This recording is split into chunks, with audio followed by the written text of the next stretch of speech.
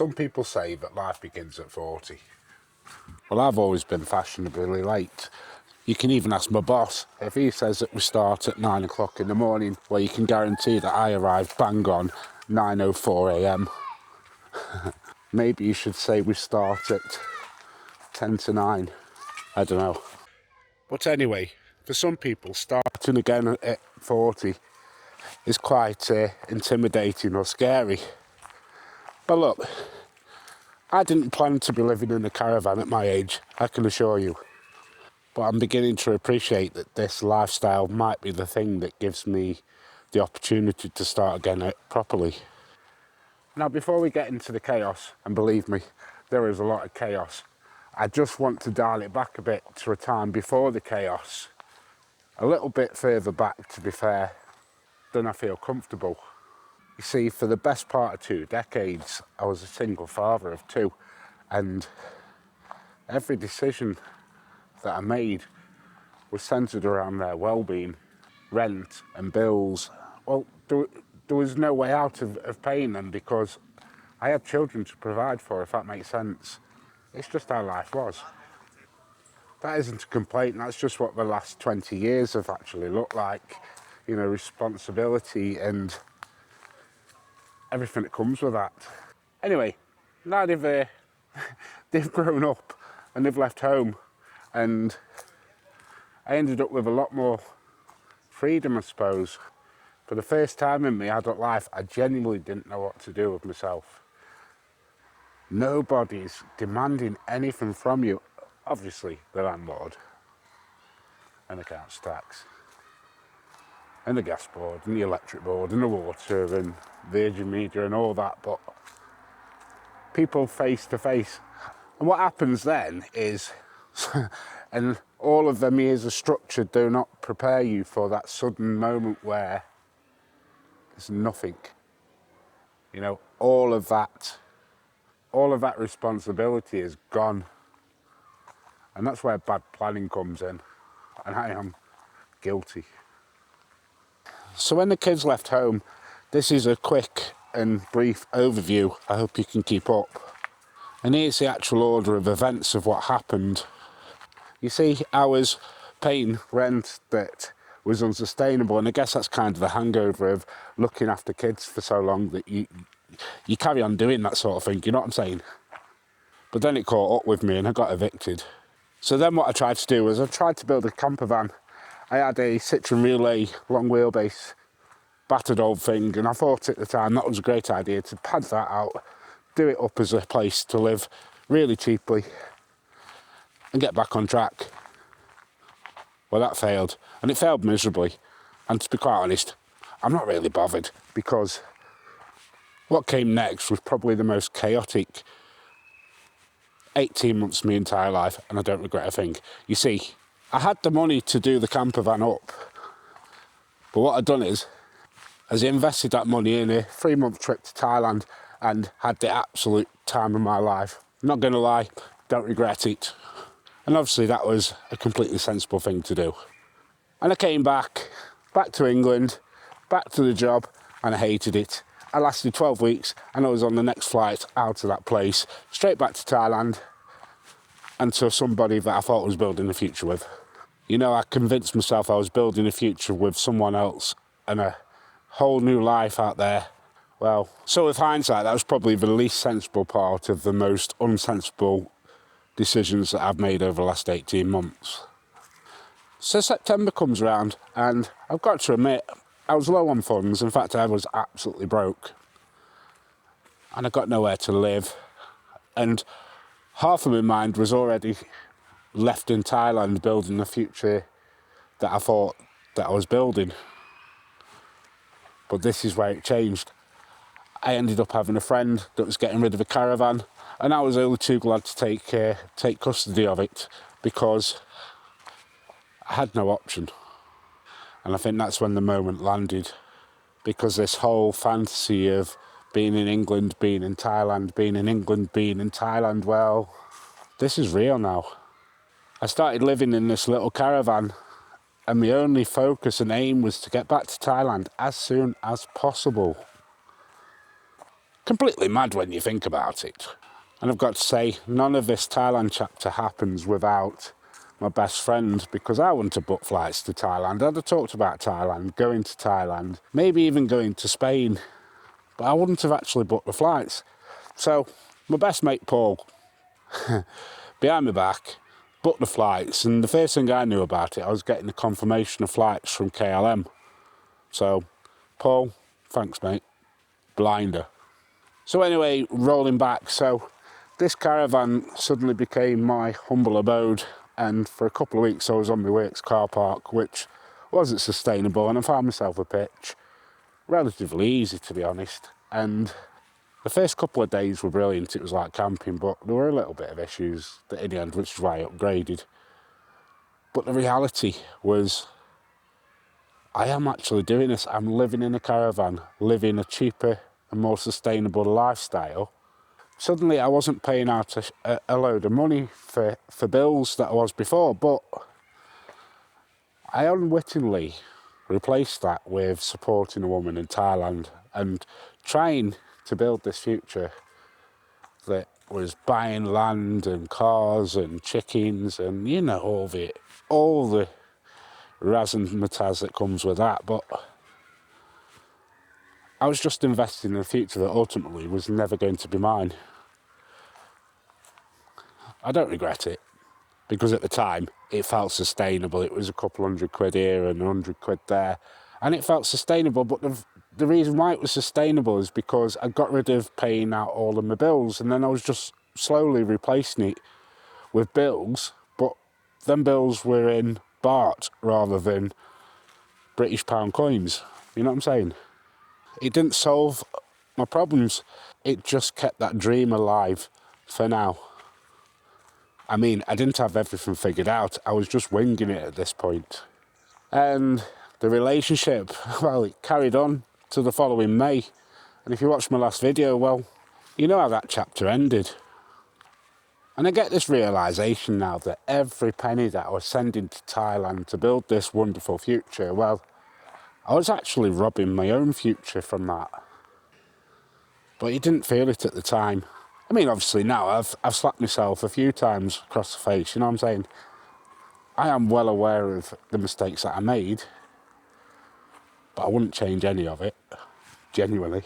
But no, I was investing in a future that wasn't mine to invest in. And that sounds quite harsh, but facts are facts. So anyway, there I was in this caravan. I was still working overtime and still struggling, and, well, I know why, and now you know why, but at the time, it was a right head scratcher. But I also needed a plan, and I did, not a vibe, you know, like this, or whatever trendy word people call it now, vibe or whatever. I needed a plan, and it's exactly the plan that I had before I went to Thailand the first time. It's just, well, I deviated. When I say deviated, I deviated hard. So I've put myself back by a year, but by is a by, c'est la vie and all that, because there are people that have lost everything. I've just lost a year of my life, and that's a small price to pay. And I don't think it was recklessness. I think it was more of a case of that I'd spent 2 decades literally just existing at the beck and call of 2 children and supporting them. And like I said, I don't regret it. But when you get that freedom for the first time, well, I'm going to be honest, I ended up being a bit of an idiot. I got that freedom and I went hard and fast on just a chaotic time, and it was the best time of my life. But if I went to Thailand tomorrow, would I do half the stuff that I'd done then? No, I really wouldn't. Best time in my life, but do you know what? You get that out of your system. I suppose you could probably say it's a little bit like, do you know when men my age and the kids finally leave school and then they take up golf or they buy a motorbike or something, and then everybody labels it as a midlife crisis? Well, perhaps this was my midlife crisis. I don't know. I think it's when you've spent years living in like a pressure oven or a pressure cooker, and then suddenly the valve gets released, you're like, woohoo, let's go. It's a me, a Mario. It is what it is, isn't it, gents?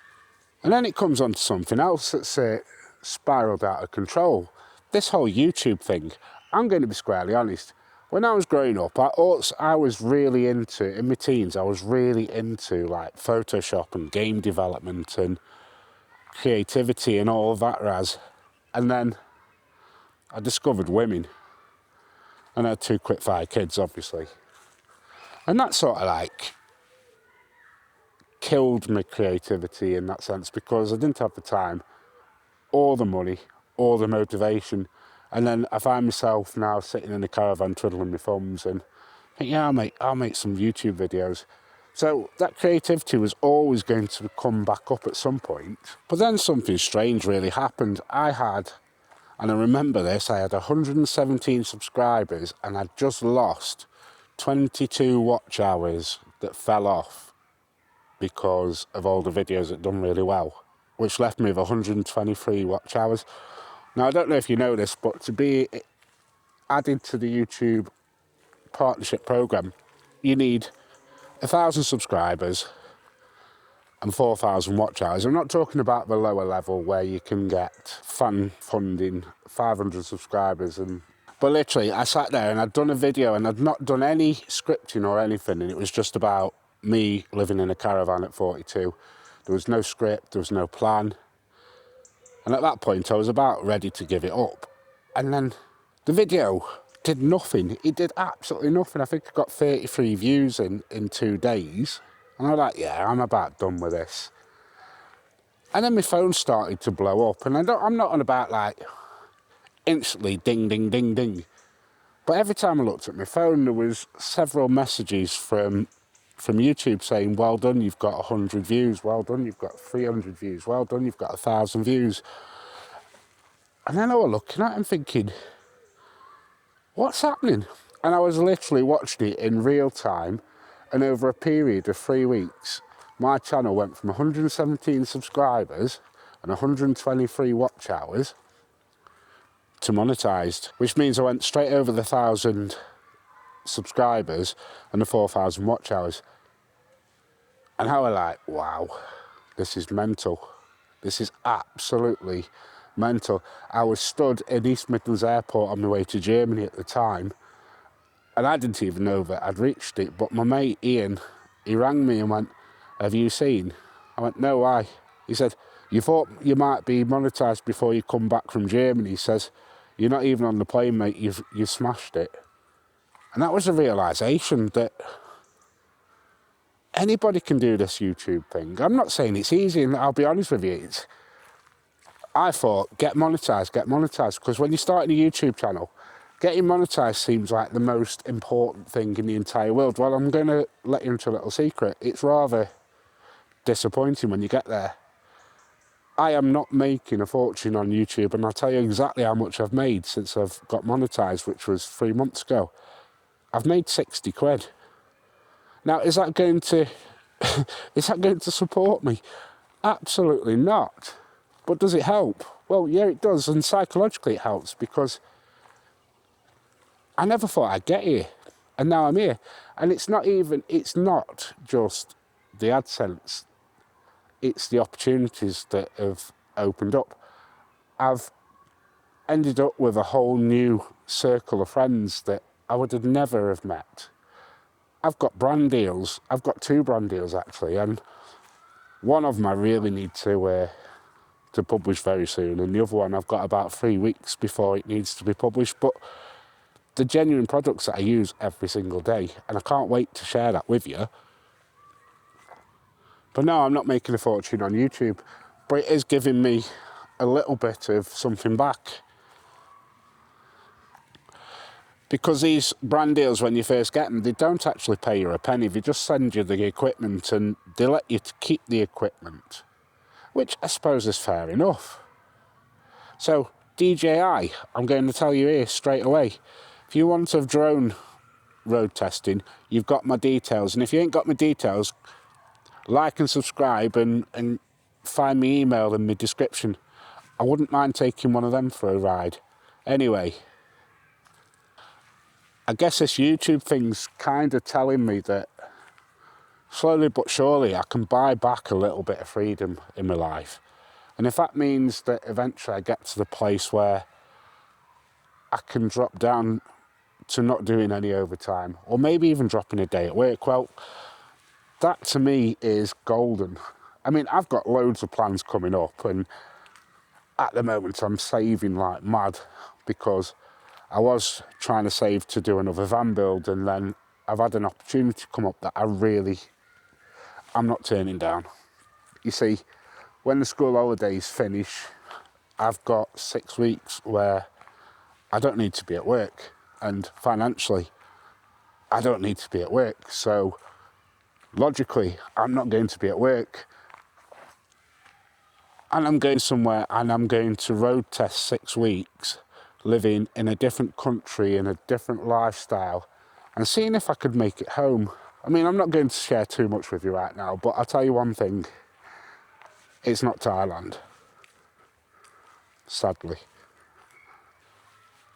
And I do want to start opening up with you a little bit more about financially the difference of now living in a caravan to when I was not living in a caravan, because there are massive, massive benefits, and I've got about 3 or 4 other videos planned to explain to you exactly what I'm doing, but I've been waffling on for another hour, but I'll save you all the details for now. But rest assured, there are more videos coming about how I'm building my freedom brick by brick, and I don't know, if any of this resonates with you, let me know in the comments, and if you've not already subscribed, please consider it, because it does help the channel out. And I keep getting trolls that keep disliking my videos. Now, I find that funny because it's interaction, and YouTube does not penalise me for it. But do me a favour, don't let the trolls win. Give this video a like, and I'll see you in the next one.